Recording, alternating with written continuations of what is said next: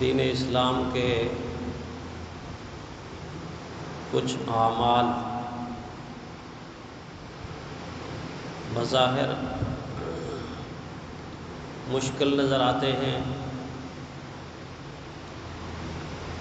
اور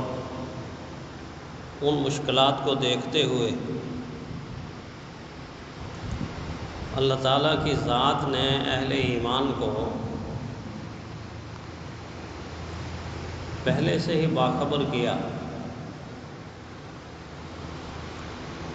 کہ کہیں کسی عمل کو مشکل سمجھ کر، دشوار سمجھ کر اس عمل کو چھوڑ نہ بیٹھیں اور اس عمل کے چھوڑنے سے یہ اس راستے سے ہٹ جائیں کہ جس راستے پر چل کر یہ اللہ کی ذات کا قرب حاصل کر سکتے ہیں اور اللہ کی بنائی ہوئی خوبصورت جنت کے حقدار بن سکتے ہیں۔ اس لیے اللہ تعالیٰ نے اہل ایمان کو پہلے سے یہ بات بتائی کہ تم جب دیکھو گے تو تمہیں وہ عمل یقیناً مشکل نظر آئے گا۔ ہو سکتا ہے کہ تمہاری طبیعت اس عمل کے بجا لانے میں ایگری نہ کرے، تمہاری طبیعت پوری طرح اس کی طرف قائل نہ ہو، مائل نہ ہو، اس لیے فرمایا کہ ان اعمال کی ظاہری شکل و صورت کو نہیں دیکھنا بلکہ ان اعمال کے نتیجے کو دیکھنا۔ دنیا کے اعتبار سے بھی ایسا ہی ہے کہ اگر مزدور اپنی مزدوری والے کام کو دیکھے تو کام تو مشکل ہے، زمین کی کھودائی کرنا مشکل کام ہے، آسان تو نہیں ہے۔ جون جولائی کی گرمی میں، گرمی کی شدت میں، حدت میں، حرارت میں، تپتی ہوئی دھوپ میں اس طرح کی مزدوری کرنا کوئی آسان کام نہیں ہے، مشکل کام ہے۔ لیکن مزدور کی نظر جہاں کام پر ہوتی ہے وہاں انجام پر بھی ہوتی ہے، اس کے رزلٹ پر بھی ہوتی ہے، اس کے نتیجے پر بھی ہوتی ہے۔ اس کا نتیجہ، اس کا صلہ، اس کی مزدوری اس کو ہمت دلاتی ہے کہ کوئی بات نہیں، کوئی مسئلہ نہیں، نہ اس کی راہ میں گرمی کی شدت، حدت اور حرارت رکاوٹ بنتی ہے، نہ کوئی اور مسئلہ اس کے لیے کھڑا ہوتا ہے۔ وہ اسی فضا میں کام بھی کرتا ہے، لطف اندوز بھی ہوتا ہے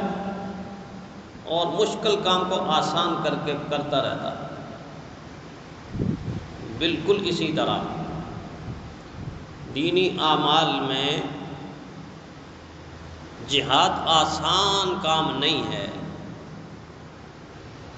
جہاد بظاہر مشکل کام ہے۔ ایک انسان اپنی جان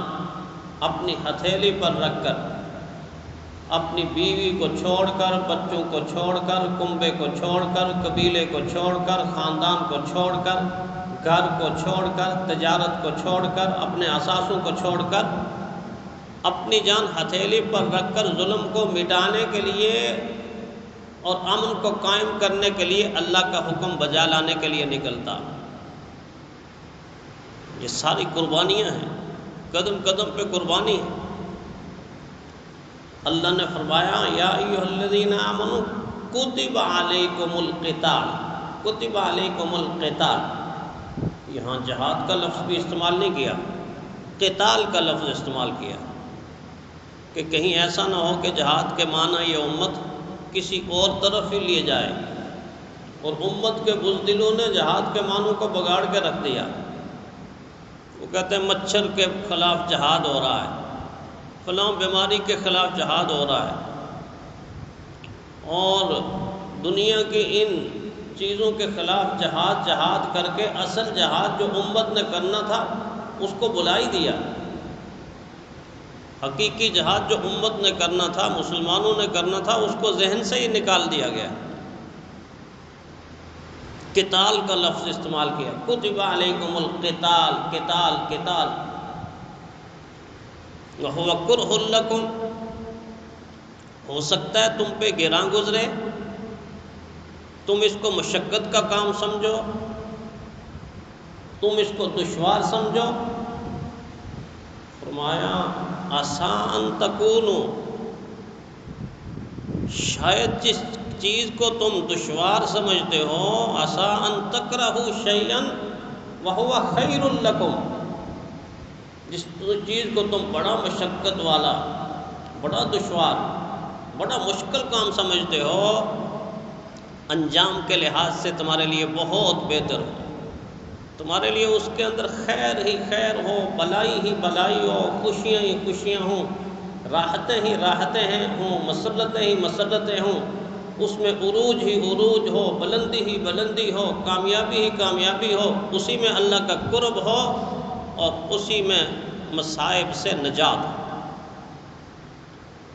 جہاد اتنا برکت والا،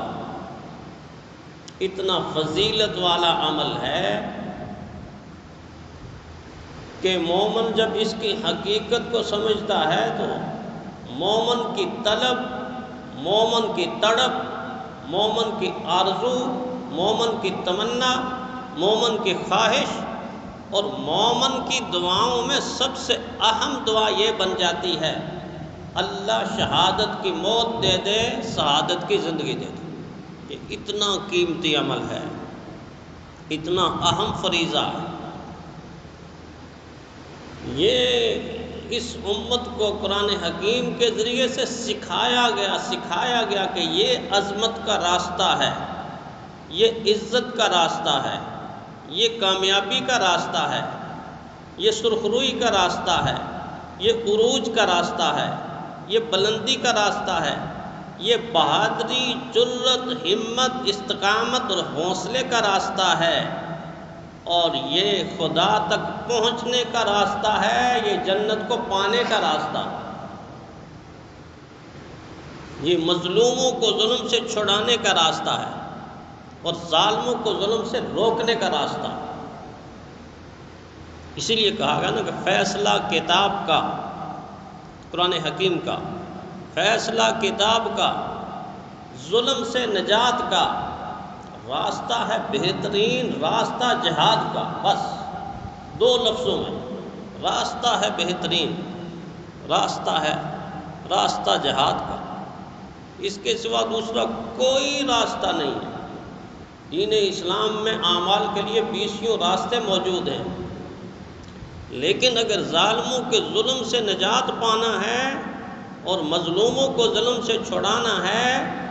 اس کے لیے جہاد کے راستے کے سوا دوسرا کوئی راستہ دین نے نہیں رکھا۔ اسی لیے تو اس امت کو جو چیزیں اس راستے میں رکاوٹ بنتی ہیں، ایک کر کے گن کے بتایا، یہ قل ان کان آباؤکم و ابناؤکم و اخوانکم و ازواجکم و عشیرتکم و اموال اقترفتموها و تجارت تخشون کسادها و مساکن ترضونها احب الیکم من اللہ و رسولہ و جہاد فی سبیلہ۔ اے میرے محبوب ان سے کہہ دیجئے، تمہارے ماں باپ، تمہاری اولادیں، تمہاری ازواج، تمہاری بیویاں، کنبے قبیلے خاندان، اور جن بنگلوں اور کوٹھیوں سے تم محبت کرتے ہو، وَمَسَاكِنُ تَرْضَوْنَهَا وَتِجَارَةٌ تَخْشَوْنَ كَسَادَهَا، وہ تجارت کے جس کے کم ہونے کا تمہیں خطرہ لگا ہوا ہے۔ فرمایا اگر یہ ساری کی ساری چیزیں تمہارے باپ تمہاری اولادیں، تمہارے کنبے، قبیلے، خاندان، ازواج اور تمہاری تجارت، تمہارے گھر اور کھیتیاں، یہ ساری چیزیں احب الیکم من اللہ ورسولہ وجہاد فی سبیلہ، اگر اللہ اس کے رسول اور جہاد سے زیادہ محبوب ہیں، فتربصوا، وارننگ دی گئی ہے، وارننگ دی گئی ہے، پھر تم اللہ کے عذاب سے بچ نہیں سکو گے، تم اللہ کے غصے سے بچ نہیں سکو گے، تم اللہ کے غضب سے بچ نہیں سکو گے، تم ذلت سے اپنا دامن چھڑا نہیں سکو گے، تم مصائب سے نجات حاصل نہیں کر سکو گے،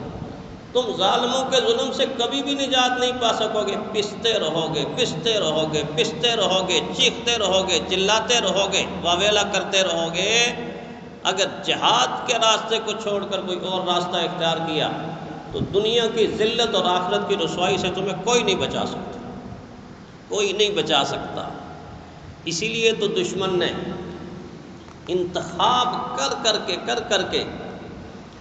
اس راستے سے پوری کی پوری امت کو دوسری طرف لگا دیا۔ اس نے اپنے سہولت کار پیدا کیے، اس نے اپنے نمائندے پیدا کیے، اور وہ سہولت کار اور وہ نمائندے جن کے لیے اس نے سونے کے دروازوں کو کھول دیا، چاندی کے ڈھیروں کے دروازوں کو کھول دیا، زمینوں کے دروازوں کو کھول دیا، پلازو مارکیٹوں کے دروازوں کو کھول دیا، ان کو سب کچھ میسر کیا اور ان کے ساتھ ہر قسم کا وعدہ کیا، اس بنیاد پر کہ امت سے تم نے جہاد کی روح کو ختم کرنا ہے، بس تمہارا اور کوئی کام نہیں۔ بے شک تم اس امت کی بہادر فوج کے کمانڈر ہوگے، مگر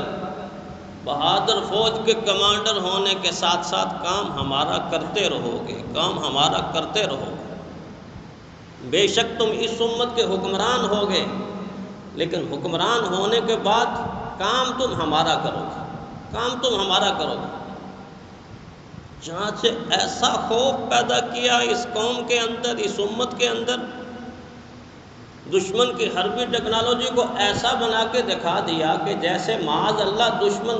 اس کائنات کا خدا ہوتا ہے، فلاں سپر طاقت ہے، فلاں سپر طاقت ہے، فلاں سپر طاقت ہے، اس کے پاس یہ ٹیکنالوجی ہے، اس کے پاس یہ ہتھیار ہیں۔ اللہ تعالیٰ دنیا کے اندر آنکھوں کے سامنے نقشے قائم کر کے بتاتا ہے، بتاؤ کہاں گئی ٹیکنالوجی، بتاؤ کہاں گیا اسلحہ، بتاؤ کہاں گئے وہ اڑتے ہوئے جھپکتے ہوئے جہاز، کہاں چلے گئے؟ افغانستان کے پہاڑوں سے ٹکرا کے ان کا وہ کچمبر نکلا کہ نیست و نابود کر کے چند اہل ایمان نے ان کو اپنے گھر جانے پر مجبور کر دیا۔ نہیں، ایسا نہیں ہو سکتا۔ مسلمان کے ساتھ اللہ کی طاقت ہے، اللہ کی طاقت۔ اسلام کا تو دم بھرتا ہے، پھر موت سے کیوں تو ڈرتا ہے؟ پھر موت سے کیوں تو ڈرتا ہے؟ اسلام کا یا تو نام نہ لے یا شوق شہادت پیدا کر، یا شوق شہادت پیدا کر۔ وہ دور ہم پہ گزرا کہ جب 12 اور 13 سال کا بچہ ایڑیاں اٹھا کے اللہ کے نبی کو، میں بڑا ہوں، میں بڑا ہوں، میں اونچا ہوں، میرا قد پورا ہے، مجھے جہاد میں جانے کی اجازت دے دو۔ 12-13 سال کے بچے ایڑیاں اٹھا کے جہاد میں جانے کی اجازت مانگ رہے ہیں۔ آج 32 سال کا امت کا نوجوان اپنا سر جھکا کے تو غیروں کے سامنے سر خم تسلیم ہو چکا ہو۔